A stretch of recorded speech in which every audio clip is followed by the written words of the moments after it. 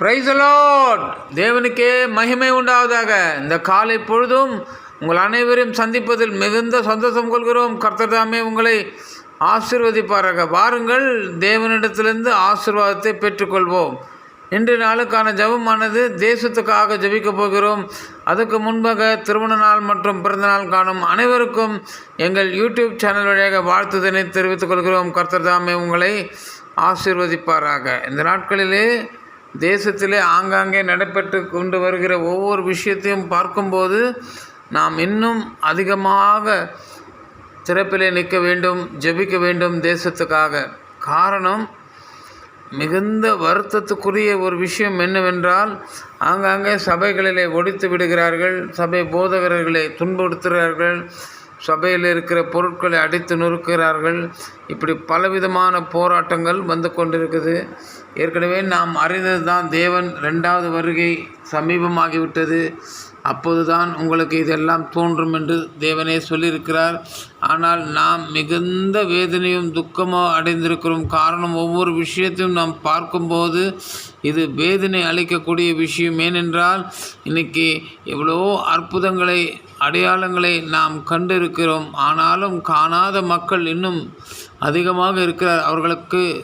அவர்களுக்காக அவர்களுக்கு நல்ல இந்த தீமை காரியத்தை விட்டு விலகி அவர்கள் பாதையில் செல்ல நாம் அவர்களுக்காக ஜெபிக்க வேண்டும். காரணம், ஒவ்வொரு சபையும் அது எவ்வளவு கஷ்டப்பட்டு அதை கட்டி நிர்வகித்து கொண்டு வருகிற இடங்களில் போய் அடித்து உடித்து எல்லாம் நொறுக்கி அந்த போதகர்களை அடிப்பதும், அங்கே இருக்கிற விசுவாசிகளை அடித்து திருத்துவதும், இதெல்லாம் காட்சிகளை நாம் கண்டு கொண்டு தான் இருக்கிறோம். ஆனால் கர்த்தர் ஒருவரே மெய்யான தேவன். நமக்கு இப்படிப்பட்ட ஒரு சூழ்நிலையிலிருந்து விடுதலை தர வேண்டும்.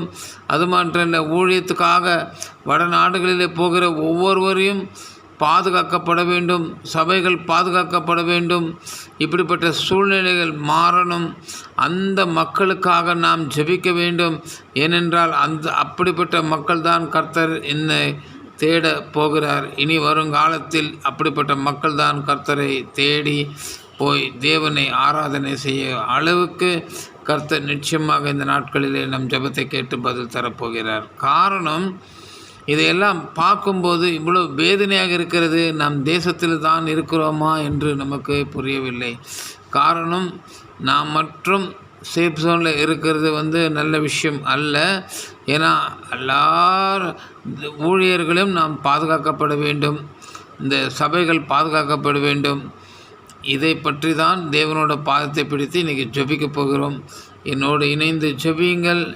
நிச்சயமாக அது சீக்கிரத்தில் இதை மாற கர்த்தர் கிருபை செய்வார், கர்த்தர் உதவி செய்வார். அந்த துன்புறுத்துகிற ஆட்கள் கர்த்தருக்குள்ளே வருவார் என்று நான் விசுவாசிக்கிறேன். நீங்களும் அப்படியே விசுவாசித்து இவர்களுக்காக ஜெபிப்போம். வாருங்க, அதிசயமான விஷயங்களை நம் சொந்த கண்கள் மூலியமாக காண்போம். கர்த்தாவே, இந்த காலை பொழுதுக்காக உமக்கு நன்றி ஆண்டவரே. தேசம் எங்கும் மிகுந்த வேதனைக்குள்ள விஷயமாக இருக்கிறது. சபையை அடித்து உடைக்கிறார்கள், சபை விசுவாசிகளை அடிக்கிறார்கள், சபை போதகர்களை அடிக்கிறார்கள். இப்படிப்பட்ட சூழ்நிலைகள் எல்லாம் மாற வேண்டும். கர்த்தர் தேசத்தை ஆசீர்வதிக்க வேண்டும். கர்த்தரோட ஆளுகை சமீபமாக விட்டது. கர்த்தர் மறுபடியும் எழுந்தருள வேண்டும். இந்த சபை விசுவாசிகளை, மிஷினரிகளை பாதுகாக்கப்பட வேண்டும். கர்த்தர் இதையெல்லாம் செய்ய போவதற்காக நாம் கர்த்தரோட பாதத்தை பிடித்து ஜெபிக்க வேண்டும். வாங்க ஜெபிக்கலாம். கர்த்தாவே, நீர் அற்புதத்தை செய்கிற தேவன் ஆண்டவரே. ஒரு விசை மனம் இறங்கி இப்படிப்பட்ட சூழ்நிலையை மாற்றும் ஆண்டவரே. அது சீக்கிரத்தில் எங்கள் கன்னியாகுமரி முதல் காஷ்மீர் வரை பரிசுத்த ஆசீர்வாதங்கள் நிரம்பட்டும் ஆண்டவரே. தேசத்தில் சபைகள் பெருகட்டும்ப்பா. இப்படிப்பட்ட ஆட்கள் கர்த்தருக்குள்ளே வர வேண்டும் ஆண்டவரே. கர்த்தாவே, இவர்களை ஆசீர்வதிங்க, வழிநடத்துங்க. நீங்கள் ஜெபத்தை கேட்டு விட்டதுக்காகவும், நீர் ஆசீர்வதித்து விட்டதுக்காகவும், சபைகளும் போதகர்களும் விசுவாசிகளும் பாதுகாக்கப்பட்டதுக்காகவும் இயேசு கிறிஸ்துவின் இனிய நாமத்தில் ஜெபிக்கிறோம் பிதாவே. ஆமேன், ஆமேன். ஹல்லேலூயா.